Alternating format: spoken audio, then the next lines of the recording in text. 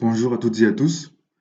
Alors, bienvenue sur BIM Learning, votre chaîne dédiée principalement à la modélisation des maquettes numériques sur Revit. Alors, aujourd'hui, nous allons voir ensemble comment se présente l'interface Revit. Et tout d'abord, lorsque vous ouvrez le logiciel, pardon, nous avons là cette fenêtre qui se présente à nous. Et tout en haut, nous avons des fichiers récemment utilisés. Et là, nous avons les familles. En rappel, il faut dire que Revit a été créé en 1997 et a été publié par la maison Autodesk, et cela intègre trois disciplines, à savoir Revit architecture, Revit structure et MEP. MEP, c'est Mechanical Electric Plumbery. Donc c'est mécanique, ça tout ce qui concerne la plomberie et les équipements sanitaires. Donc premièrement, nous avons là les fichiers récemment utilisés. Et nous avons également des exemples de fichiers que le vide nous présente. Et là, nous avons les familles paramétriques. Ici en haut, en savoir plus, lorsque nous cliquons sur la petite flèche là, nous avons des nouveautés, des vidéos sur les compétences essentielles et les vidéos mises en route. Là, c'est lorsque nous voulons en savoir plus sur le logiciel. Autodesk, la maison Autodesk publie des vidéos sur des tutoriels, des astuces pour bien utiliser le logiciel Revit. Donc, si vous voulez en savoir plus, vous pouvez aller sur le site Autodesk et vous allez voir les vidéos qui ont été mises en ligne. Et ici, à gauche, nous avons les modèles et les familles. Ici, au niveau des modèles, nous avons euh, les modèles qu'il y a, voilà, sur la bibliothèque, les mécaniques, structurales, les systèmes défauts. Et ici, nouveau, nous avons les gabarits de construction. Donc, je disais dès le début, je disais que Revit a trois disciplines. Donc, nous avons là les gabarits de construction, gabarit architectural, gabarit structure et gabarit climatique. Donc, lorsque nous voulons créer un fichier, pas un fichier, mais lorsque nous voulons travailler sur un projet quelconque, il y a tous les gabarits qu'il nous faut.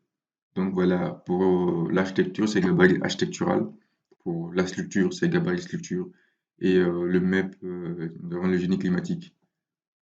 Voilà. Et là, les nouveautés, ce sont des familles que le vide nous présente. Donc, nous avons les gaines, il y a tout ce qu'il faut. Donc, je vous laisse le soin de les checker et voir tout ce qu'il y a. Et lorsque nous cliquons sur cette petite flèche, nous tombons directement sur l'interface Revit. Et là, qu'est-ce que nous avons? Tout en haut, nous avons la barre d'outils d'accès rapide que Revit nous présente.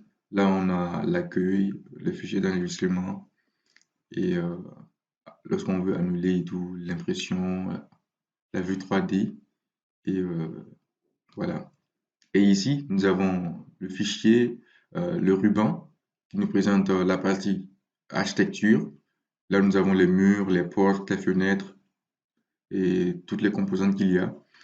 Et également là, nous avons la partie structure, parce que nous voulons travailler sur un projet structurel comme vous le voyez là. Donc vous allez travailler sur la partie structure. Donc nous avons les poutres, les murs, les poteaux, les dalles, tout ce qu'il y a. Et nous avons là, ça concerne les constructions métalliques. Donc, nous avons les assemblages, les platines, les boulons. Et les systèmes, ce sont les systèmes de canalisation. Voilà, les gaines et tout ce qu'il y a. Et là, nous avons la partie insertion. Donc ici, nous avons lier Revit, lorsque nous voulons lier Revit avec un autre projet. Là, on a lié IFC qui est International Foundation Classes. Ça concerne si nous voulons travailler sur un projet, par exemple sur Revit 2020, et nous voulons l'exploiter sur une version antérieure qui est Revit 2017 ou 2018, nous pouvons enregistrer le projet pardon, sur un fichier IFC qui va faciliter l'exploitation sur une version antérieure. Voilà, c'est l'utilité de ce onglet-là. Et lier CAO, lorsque nous voulons lier un projet AutoCAD sur Revit, nous allons lier CAO qui va nous permettre de travailler avec AutoCAD et Revit. Ça veut dire que lorsque nous modifions des éléments sur AutoCAD, ça va se répertorier sur Revit. Donc, ça se lie et ça facilite un peu le travail. Et c'est la différence qu'il y a entre lier CAO et importer CAO. Lorsque vous importez un fichier AutoCAD, le fichier il est lourd et ça va alourdir en fait le projet. Si c'est un projet de grande taille, ça vous sera compliqué de travailler euh, aisément avec le logiciel. Mais lorsque vous liez, le projet il reste sur AutoCAD et vous travaillez facilement sur Revit.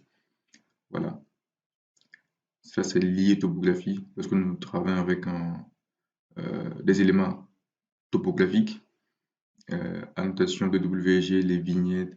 Donc je vous laisse le soin de tout euh, voir après.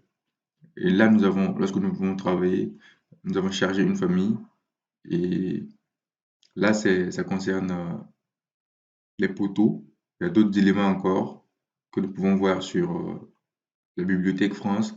Donc, il y a les annotations, les cartouches, les garde-corps, le MEP dont je parlais tout à l'heure, les poteaux, il y a tout ce qu'il faut.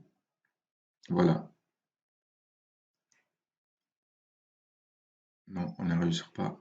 Et là, nous avons les annotations, tout ce qui concerne la cotation et les étiquettes. Voilà.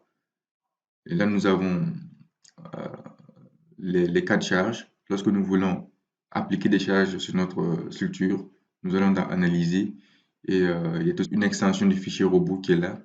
Donc, après avoir effectué les cas de charge, nous pouvons l'importer sur robot pour faire la descente des charges.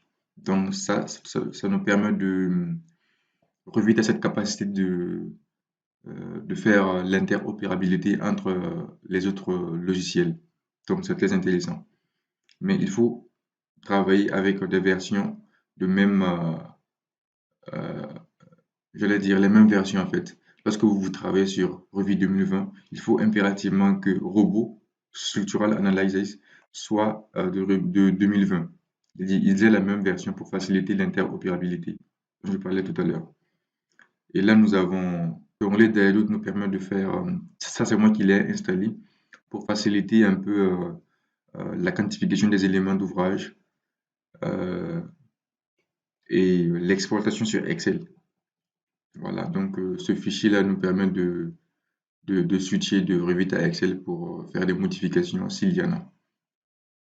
Et Navier, ça concerne les armatures. Et lorsque nous voulons faire des détails d'armature avec Revit et modifier, là, nous avons tout ce qu'il y a comme modification. L'outil déplacer, aligner, et voilà, tout ce qu'il faut décaler, et voilà. Toutes ces parties, ça concerne la conception lorsque nous voulons modifier des choses et voilà. Et là, nous avons euh, le sélecteur de type qui est indispensable sur le logiciel. Donc, si vous ne l'avez pas, il y a lieu de l'avoir sur euh, le logiciel. Mais en général, à chaque fois que vous ouvrez Revit, il est là. Donc, c'est un outil qui est indispensable sur Revit pour travailler. Et un peu en bas, nous avons les palettes de propriétés. Voilà, les cadres de vue, ce sont des éléments qui sont indispensables lorsque vous travaillez. Donc à chaque fois, il est là. Donc c'est prédéfini, quoi. Donc vous pouvez travailler facilement avec cette palette de propriétés-là. Et là, à ma droite, nous avons l'arborescence du projet. Alors, l'arborescence du projet, c'est quoi? C'est l'arbre en question du projet, si on peut le dire ainsi. Donc, il y a les fondations, il y a la fondation analytique, la partie structure du site, et qui est là.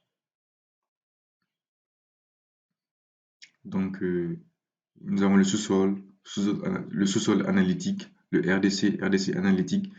Ça vous permet de suivre euh, étape par étape votre projet et chaque niveau. Donc, c'est une pratique qui est très intéressante à utiliser. Donc, on a tout ce qu'il faut là.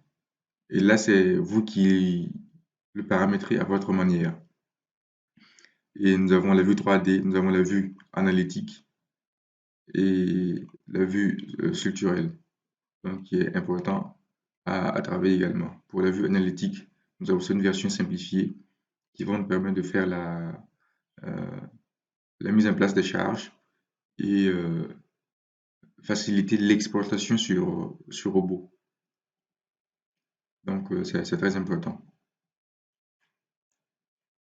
Et là, nous avons les éléments d'élévation, donc les différents niveaux pour facilement voir.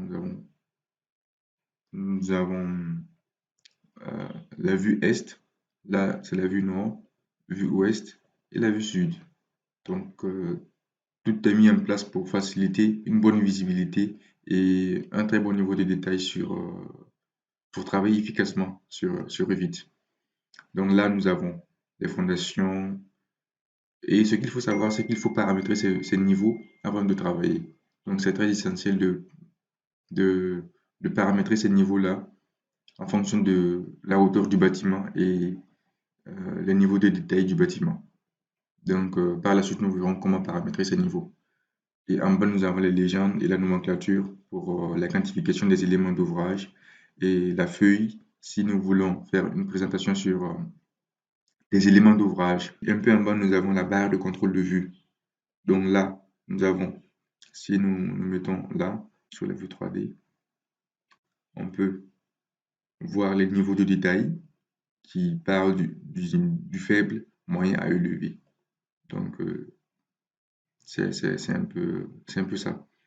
Et ici, nous avons les vues réalistes, les différentes ombrages que nous avons, catégories de vues. Par exemple, si nous voulons mettre sur une couleur uniforme, c'est là, les lignes cachées et les images filaires.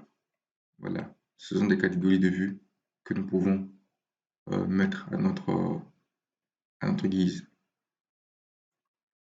Et là, nous avons la trajectoire du soleil, si vous voulez avoir le soleil en travaillant. Voilà, ça c'est l'ombrage. Et là, ce sont des différents types de... c'est pour paramétrer les rendus. Voilà, si vous voulez faire des rendus sur Revit, euh, c'est la boîte de dialogue des rendus. Et les cadres de vue, masquer la vue.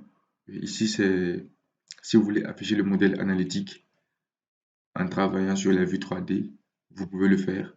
Mais moi, personnellement, j'aime ouvrir l'onglet analytique pour, afin de travailler. Par exemple, si nous nous mettons là, la vue mosaïque, nous avons plusieurs types de vues. Et si nous supprimons ces, ces éléments, voilà. Moi, personnellement, lorsque je travaille, je, je prends le soin de, d'ouvrir les deux vues afin de travailler efficacement. Si nous nous mettons dans vue mosaïque, là, nous avons ces deux fenêtres-là qui s'ouvrent en parallèle qui nous permettent de travailler soit en structure, vous travaillez en structure et vous voyez en fait la vue analytique s'afficher à droite. Donc, c'est un élément qui est important du robot. Donc, ce sont des éléments que nous allons voir par la suite et comment travailler efficacement avec ces deux outils-là, si on peut le dire ainsi. Et voilà un peu de manière ramassée euh, ce que le vide nous présente. Et par la suite, nous allons voir étape par étape comment travailler de manière efficace et comment maîtriser certains outils ou certains éléments sur Revit. Alors, portez-vous bien et n'hésitez pas à vous abonner tout en cliquant sur la cloche de notification pour ne rien rater de nos nouvelles vidéos. Donc, portez-vous bien et à très bientôt.